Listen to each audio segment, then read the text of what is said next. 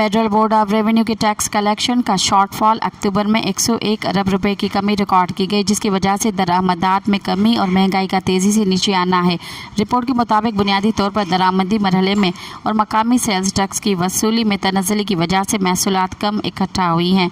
अक्टूबर में टैक्स वसूली 980 अरब रुपए के हदफ के मुकाबले में 879 अरब रुपए रही। ये 101 अरब रुपए के बड़ा फ़र्क को ज़ाहिर करती है।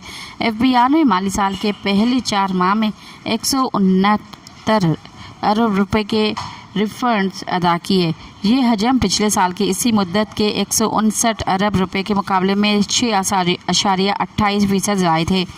फेडरल बोर्ड ऑफ रेवेन्यू ने अक्टूबर में रेफरेंस की मद में 23 अरब रुपए अदा किए, जिसका हजम पिछले साल के इस महीने में 30 अरब रुपए था।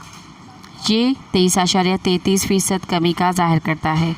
मज़ीद ख़बरनि ऐं तफ़सीलात लाइ विज़िट कयो असांजी वेबसाइट www.awamiNewsHD.com ऐं ॾिसंदा रहो अवामी न्यूज़ HD।